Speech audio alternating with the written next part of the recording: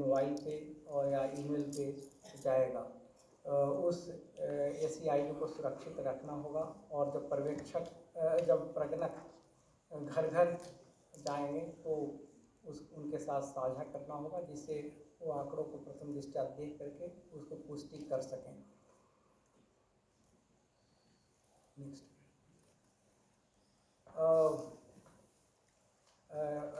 जैसा कि आपने देखा कि जनगणना अधिनियम में आंकड़ों की गोपनीयता की व्यवस्था की गई है, उसी प्रकार से डिजिटल स्पेस में आंकड़ों की सुरक्षा बहुत ही महत्वपूर्ण है और उसका पूरा ध्यान रखा गया है।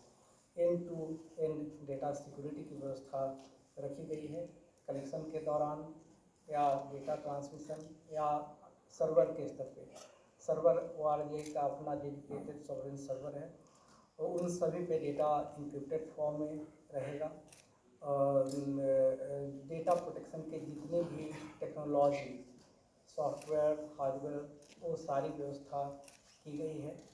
भारत सरकार की साइबर सुरक्षा के क्षेत्र में जितनी एजेंसियां, महत्वपूर्ण एजेंसियां काम कर रही हैं, उन सब के परामर्श से साइबर सिक्योरिटी पोस्चर को मजबूत किया गया है, उसका सुरक्षा ऑडिट किया गया है। Data centre critical information infrastructure घोषित है और ISO सर्टिफाइड भी है।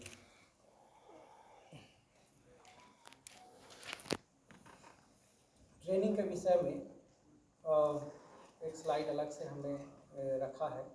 ट्रेनिंग बहुत ही इम्पोर्टेंट है। जैसा कि आपने देखा कि जनगणना की अवधारणाएं एक प्रकार से समझी जाएं और एक प्रकार से ही इम्प्लीमेंट हों, उसमें ट्रेनिंग का बहुत महत्वपूर्ण रोल है। इसमें ट्रेनिंग की त्रिस्तरीय विशद व्यवस्था है और 31 लाख से ज़्यादा इन्यूमरेटर और सुपरवाइजर तथा सेंसस 1 लाख से ज़्यादा सेंसस फंक्शनरी, जिसमें डिस्ट्रिक्ट कलेक्टर, चार्ज ऑफिसर, नगर निगम के अधिकारी आते हैं, उन सब की ट्रेनिंग की त्रिस्तरीय व्यवस्था, राष्ट्रीय स्तर पर नेशनल ट्रेनर, फिर स्टेट स्तर पर मास्टर ट्रेनर, फिर डिस्ट्रिक्ट स्तर पर फील्ड ट्रेनर और अंत में जाकर के इन्यूमरेटर सुपरवाइजर, इन सब की वो सब के लिए एक स्टैंडर्ड करिकुलम है, स्टैंडर्ड टाइम टेबल है। 3 दिन का, 4 दिन का, 5 दिन का आवश्यकता के हिसाब से उनको ट्रेनिंग की व्यवस्था की गई है। और यह ट्रेनिंग जो है दिल्ली के स्तर पे, राज्यों के स्तर पे, डिस्ट्रिक्ट चार्ज ऑफिसर के स्तर पे अलग अलग फेजेज में, अलग अलग अवस्थाओं में है। इसमें करीब 80,000 से ज़्यादा ट्रेनिंग बैचेज संचालित, इसमें काफ़ी कुछ संपन्न हो गए, अभी कुछ चल भी रहे हैं। अंत में आप सबके माध्यम से यह कहना चाहूँगा कि जनगणना एक राष्ट्रीय महत्व का कार्य है।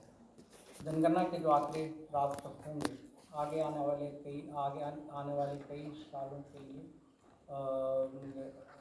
हमारी नीतियों के निर्धारण, हमारे जो कार्यक्रम हैं उनके संचालन के लिए आधार भूमि तैयार करेंगे। इसलिए इसकी महत्ता को देखते हुए आप सभी के माध्यम से हर व्यक्ति से मैं अपील करना चाहूँगा कि खुले मन से हर व्यक्ति इसमें भाग ले और सही सूचना दर्ज कराएं। यह मैं अपील आपके माध्यम से करना चाहूँगा। अंत में मैं आप सभी को बहुत धैर्यपूर्वक सुनने के लिए धन्यवाद देना चाहता हूँ। धन्यवाद। धन्यवाद। और एक वीडियो भी है छोटा सा, उसको दिखाने के लिए मैं अनुरोध करूँगा कि वीडियो देखेंगे, इसके बाद हम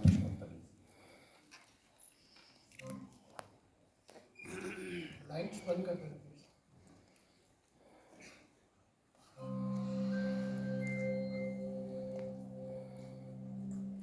नमस्कार। भारत में शुरू होने जा रही है जनगणना, यानी देश में कितने लोग हैं इसकी गिनती। पर इस बार की जनगणना खास है और खास इसलिए है कि इसमें डिजिटल तकनीक का इस्तेमाल किया जा रहा है। जनगणना 2 चरणों में होगी। पहले चरण में हाउस लिस्टिंग यानी मकान सूचीकरण एवं मकानों की गणना, और दूसरे चरण में जनसंख्या गणना की जाएगी। तो बात करते हैं पहले चरण की। इसमें निर्धारित प्रगणक घर जाकर जानकारी एकत्र करेंगे और मकानों की गणना करेंगे। ये प्रक्रिया सेल्फ एनुमरेशन पोर्टल यानी स्वगणना के माध्यम से भी की जा सकती है। इसमें परिवार का मुखिया या कोई सदस्य पोर्टल पर जाकर अपने घर और सुविधाओं से जुड़ी जानकारी स्वयं भर सकता है। ध्यान रखें, एक मोबाइल नंबर से केवल एक ही घर का लॉगिन संभव है, जिसकी एंट्री परिवार के मुखिया की ओर से होगी। मुखिया का नाम बदला नहीं जा सकता। लोगों द्वारा पहले से जानकारी भरे जाने से गणना आसान और तेज हो जाती है। स्वगणना एक विशेष सुविधा है।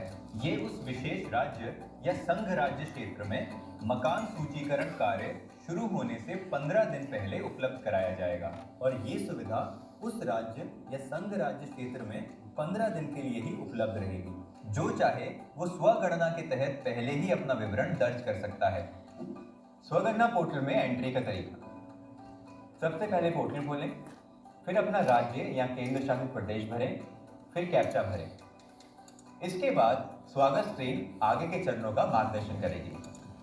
परिवार की मुखिया, जैसे यहाँ सुशीला देवी, अपना नाम और मोबाइल नंबर दर्ज करती हैं।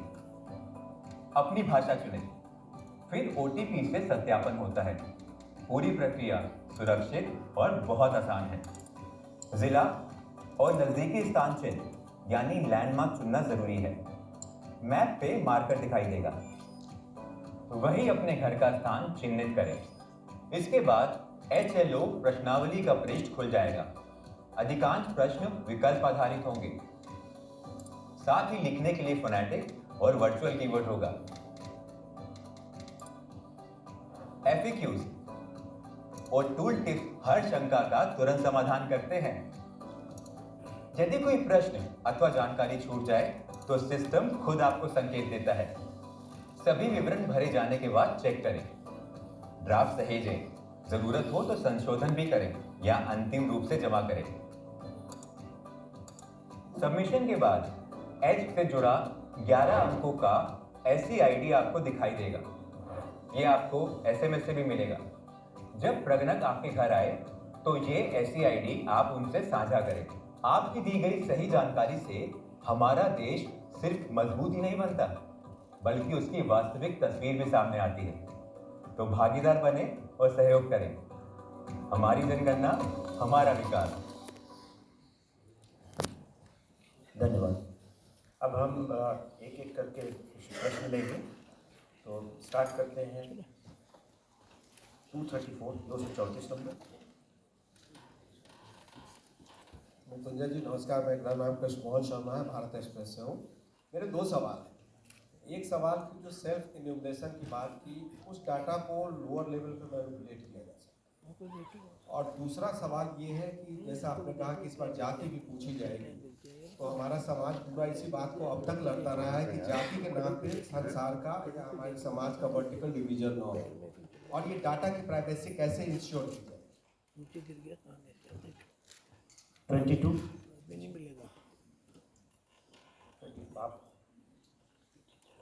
कास्ट एन्यूमरेशन का पिछला जो हमने करा था 2011 सेंसस के बाद, उसमें अराउंड 45,000 कास्ट रिटर्न करा था।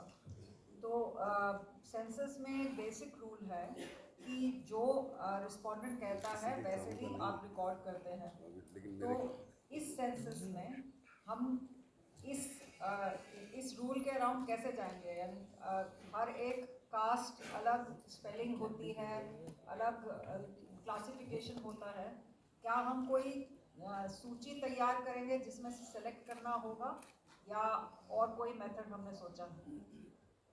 भारती जैन जी थी टाइम्स ऑफ इंडिया से। आप अपना परिचय ज़रूर दें, नाम बताएं। 24 नंबर। मैं मनीष अग्रवाल, नौगा टाइम से। सर मेरे दो सवाल हैं।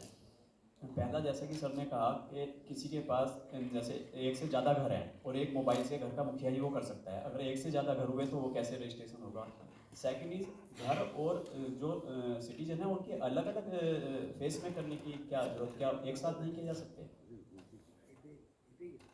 262। Sir I'm Vijayta Singh from the Hindu. Since ये digital census है, तो how early will the data be available? Sir, here this side. How early? Sir, here. Will the data be available? Digital census है क्योंकि ये। दूसरा सवाल sir, जैसे भारती ने भी पूछा कि कोड डायरेक्टरी होगी कि नहीं कास्ट सेंसस के लिए। और तीसरा सवाल सर, आप लोग इस बार NPR क्यों नहीं कर रहे हैं अपडेट? 39। सर मैं नीरज पांडे हूँ जी न्यूज़ से। मेरा सवाल ये है कि जैसे आपने कहा कि एक परिवार का मुखिया पहले अपना नाम दर्ज करेगा और उसके बाद सारी डिटेल देगा, लेकिन ऐसा बहुत सारे परिवार के साथ है कि मुखिया कहीं और रहता है और उसके बच्चे अलग अलग शहरों में रहते हैं, तो उसको कैसे समराइज करेंगे? 46 उसके बाद उत्तर देंगे। Sir, Primanshu from Anandabhajar Patrika. My question is for regarding West Bengal. The state government has not notified the census. So what will happen to that state, and was there any correspondence between state and center on this? धन्यवाद। आप लोगों ने बहुत अच्छे प्रश्न पूछे हैं। एक प्रश्न है सेल्फ इनोवेशन में डेटा मैनिपुलेट ना हो, इसकी क्या व्यवस्था है। पहले जैसे सेल्फ इनोवेशन में स्वयं ही डेटा उसमें डालेंगे, तो इसमें जनगणना में अपेक्षा की जाती है कि सर्वोत्तम जानकारी के हिसाब से जो सूचना है वो प्रदान करेंगे। साथ ही उसके बाद भी जो प्रगणक है घर घर जाएगा और जो सेल्फ इनोवेशन आईडी है उसको साझा किया जाएगा, जिसके आधार पर वो डेटा को देख सकता है। उसमें जो है अगर कोई त्रुटि है तो उसका सुधार हो सकता है और उसको जो है फाइनली सबमिट होगा। और इसमें पर्यवेक्षण की व्यवस्था है, 6 प्रगणक पे 1 पर्यवेक्षक होता है, तो उसको चेकिंग की जो है मतलब दोहरी व्यवस्था है। और इसमें सामान्य रूप से जो है जनगणना में सही जानकारी देते हैं। इसमें गोपनीयता का प्रावधान है, आगे कहीं शेयर नहीं किए जाते हैं, तो इसमें जो है मतलब मैनिपुलेशन की संभावना नहीं है। दूसरा जाति के संबंध में जो है वो प्रश्न किए गए हैं, तो जैसा कि मैंने पहले बताया, अभी प्रथम चरण की बात कर रहे हैं जिसमें हाउस होल्ड की जानकारी ले रहे हैं, कोई व्यक्तिगत इंफॉर्मेशन हम नहीं ले रहे हैं। जाति के प्रश्न सेकंड चरण में शामिल होंगे। जब उनको हम अंतिम करेंगे तब उचित समय पे आपके समक्ष लेकर के आएंगे। इसमें कई तरह के सुझाव हैं, उन सभी पे सुझावों पर विचार करके जो सर्वोत्तम तरीका होगा उसके हिसाब से जो प्रश्न निर्धारित होंगे, और जब प्रश्न निर्धारित हो जाएंगे तो अवश्य आपके समक्ष रखेंगे। एक प्रश्न है कि एक से ज़्यादा घर, तो सामान्य रूप से जहाँ पे रहते हैं वहाँ पे सूचना एक व्यक्ति को एक से ज़्यादा बार, अगर घर भी एक से ज़्यादा भी है तो भी एक ही बार सूचना देनी है। जहाँ सामान्य रूप से रहते हों, जिस जगह पे रहते हों, अगर परिवार के कुछ सदस्य जो है किसी अन्य स्थान पे रहते हों तो वहाँ पे दर्ज करेंगे। जो उस घर में सामान्य रूप से रहते हों वो जो है सूचना उस घर के हाउस होल्ड के संबंध में दर्ज करेंगे। और अभी तो व्यक्तिगत जानकारी तो सेकंड चरण में ली जाएगी, अभी सिर्फ जो हाउस होल्ड है उसकी जानकारी हम ले रहे हैं।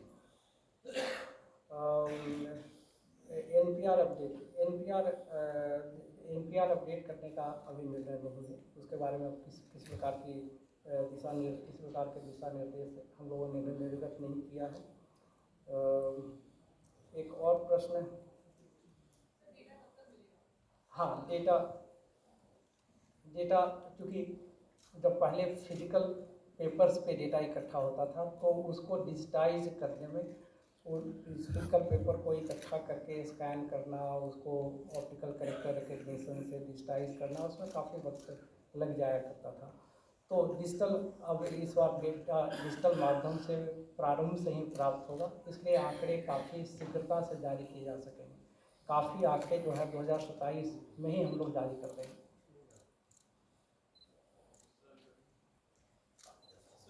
ठीक है।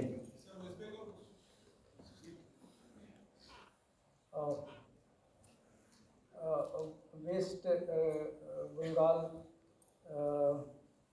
में जनगणना की अधिसूचना का प्रकाशन नहीं हुआ है। हम लोगों ने उनके साथ इस बिंदु को उठाया है और उम्मीद है कि अधिसूचना का प्रकाशन करेंगे।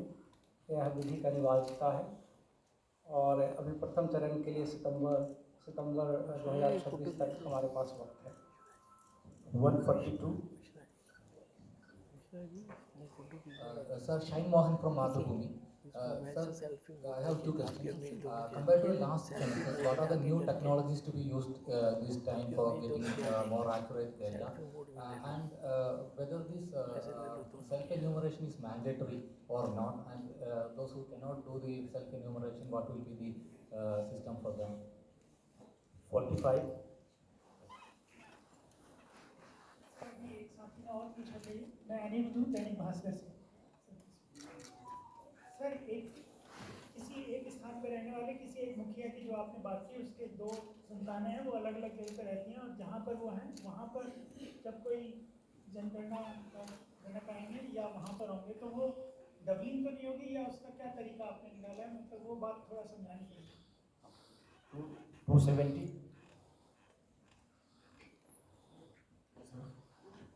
Yes, sir. Sir, there are many NRIs in Kerala, and you know that war is going on in the Middle East. So, how can they? Can you speak little louder? I am Banya from Arthanam, Delhi. So, how the self-enumeration provision will be applicable to NRIs also? That NRIs. How will you authenticate? Would they authenticate with the emphasis or other provision? 266. प्रशांत देव बोला news 24 से। मेरा एक सवाल ये कि जाति जनगणना इस बार आप करा रहे हैं, और देश में हमारी व्यवस्था है जाति आधारित आरक्षण की, SC, ST, OBC। तो जब आप ये कैसे इसको स्पष्ट करेंगे, कोई झूठी जानकारी नहीं देगा, एक भ्रम हो सकता है, होड़ लग सकती है आरक्षण की सुविधा पाने के लिए, क्या ऐसी सिचुएशन हो सकती है? इसको दूर करने के लिए कैसे करेंगे आप? क्योंकि जब जाति पूछी जाएगी तो वो सच बताएगा या नहीं बताएगा, ये एक स्थिति आ सकती है, इसके लिए क्या तैयारी है? 131 at the back side. Sir SC Kumar है सर, ETV से। सर SC ST के बारे में आप जनगणना में जोड़ दिया, फिर OBC के बारे में क्या है सर? हाउस लिस्टिंग में भी ऐसा के लिए क्या करना है सर? 17 नंबर. Thank you. मैं अनिल हांडा हूँ, लोकतंत्र किसान से। सेल्फ एन्यूमरेशन मतलब जो सबमिशन होगी वो पोर्टल पे फाइनल हो जाएगी, या जो एन्यूमरेटर के पास आप देंगे कोड शेयरिंग करेंगे वो फाइनल रहेगी? क्योंकि इन केस वो पोर्टल पे फाइनलाइज होती है सर, तो ओपन सोर्स है और इंटरनेट तो ओपन सोर्स रहेगा, तो सिक्योरिटी इश्यूज तो उसमें बनी रहेंगी, और इन केस मॉडिफाई करने हैं तो उसके क्या प्रावधान है वो भी आप बताइए। एक प्रश्न नई टेक्नोलॉजी जो इस जनगणना में प्रयोग की जा रही है उसके बारे में है। तो जैसा कि आपने देखा कि डिजिटल माध्यम से मोबाइल एप्लीकेशन, पहले पेपर लेकर जाते थे और उस पर आंकड़ों का संग्रह होता था, फिर उसके बाद उसकी स्कैनिंग डिजिटाइजेशन होता था। इस बार जो है सीधे मोबाइल एप्लीकेशन के माध्यम से होगा। सेल्फ इनोवेशन अनिवार्य है, ऐसा कुछ नहीं, ऐसा नहीं है। अगर करना चाहते हैं जो कर सकते हैं करें, उससे जो है इन्वर्टर का काम आसान हो जाता है और अपने आंकड़े खुद भरेंगे तो उनका अच्छा पार्टिसिपेशन होगा। लेकिन अगर सेल्फ इन्वेस्टन करने की स्थिति में नहीं है किसी भी वजह से, तो प्रगणक हर हालत में हर घर में जाएगा, और जहाँ सेल्फ इन्वेस्टन हो गया है वहाँ भी प्रगणक जो है जाएगा, और जो ऐसी ID है उसको शेयर करने पे उसको प्रथम दृष्टया आंकड़ों को देख करके उसकी पुष्टि करेगा। जाति जनगणना की आपने बात की है, उसमें देखिए इसमें जो नंबर 1 हम हाउस होल्ड की जानकारी ले रहे हैं, व्यक्तिगत जानकारी सेकंड चरण में लेंगे। तब तक सेकंड चरण के प्रश्नों का इंतजार कीजिए कि किस प्रकार से उन प्रश्नों का निर्धारण होगा। और इसमें जनगणना में अगर दोनों चरणों को मिलाकर के ही बात करें तो जनगणना में जो व्यक्तिगत जानकारी दी जाती है उसका किसी भी दशा में प्रयोग नहीं हो सकता है। उसका प्रयोग इंडिविजुअल आंकड़े का प्रयोग नहीं हो सकता है, सिर्फ एग्रीगेट आंकड़ों का प्रयोग होता है। उस आंकड़े के आधार पे किसी योजना का लाभ, किसी व्यवस्था का लाभ देने की व्यवस्था नहीं है। इसलिए उसमें मैनिपुलेशन जो आप इंगित करना चाह रहे हैं कि मैनिपुलेशन हो सकता है, तो इसमें व्यक्तिगत आंकड़ों का प्रयोग किसी स्कीम का लाभ लेने के लिए नहीं किया जाता है। हाँ, सेल्फ रेगुलेशन सुरक्षा व्यवस्था के बारे में विस्तार से बताया है हमने। जो सुरक्षा की डिजिटल सुरक्षा की जो जितनी भी टेक्नोलॉजी हैं, हार्डवेयर की, सॉफ्टवेयर की, सारे भारतीय एजेंसीज के साथ परामर्श करके उसको किया गया है। सुरक्षा की पुख्ती व्यवस्था है। धन्यवाद। लास्ट सेट क्वेश्चन हम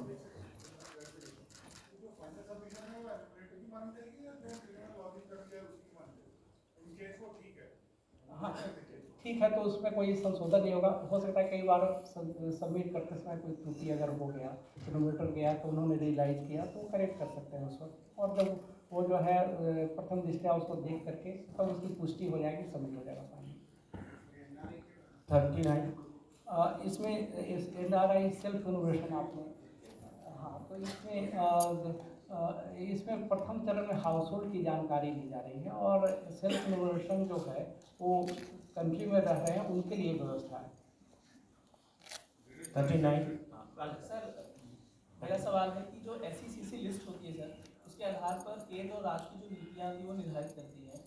बहुत सारे लोग जो जिनके पास आयुष्मान कार्ड है, बहुत सारे कार्ड जो उसी बेसिस पे होते हैं, लेकिन हमने देखा है कि गलत जानकारी के कारण कई लोग जो एलिजिबल नहीं उनको भी SECC लिस्ट में होता है, और जो एलिजिबल नहीं होते वो लिस्ट से बाहर हो जाते हैं। इस कारण से कई नीतियों का उनको फायदा नहीं मिलता। इसके लिए क्या इस बार कोई खास जांच की व्यवस्था की गई है जब जनगणना होगी, या किस तरीके से इसको रेक्टिफाई किया जा सकता है? और दूसरा, जो जनगणना अधिकारी है वो अधिकतम कितने घरों को एक जनगणना अधिकारी रीच आउट करेगा? क्या कोई लिस्ट है, जैसे इलेक्शन कमीशन में BLO 1200 तक की लिमिट है, वैसे जनगणना अधिकारी कितने घरों तक की? 187 सर सर नमस्कार। हेलो सर नमस्कार, this is Sanjay Agarwal. Sir मेरा क्वेश्चन है कि आप ब्रीफली बताएं, the census is conducted because of the economic survey, right, whatever goes in that, and आप लोग बोल रहे हैं कि जो आप लोग कास्ट का करेंगे थर्ड फेज में, so the religion and everything will come in that और will come in the household. और दूसरा सवाल है sir, how do you define the head of the family, because there are so much of people who are not earning, and if he is not earning, can he be defined as the head of the family, sir? 247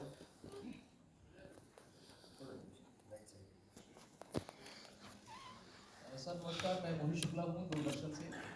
मेरा सवाल आपसे sir ये है कि एक घर जिसमें मान लीजिए 2 भाई रहते हैं और वो दोनों ही उसमें हाउस होल्ड में हैं, या वो डिस्प्यूटेड मकान है, तो उसको हम कैसे पहचानेंगे? मतलब परिवार रजिस्टर के माध्यम से या किसी और माध्यम से किसकी दावेदारी मानेंगे घर के मुखिया पर?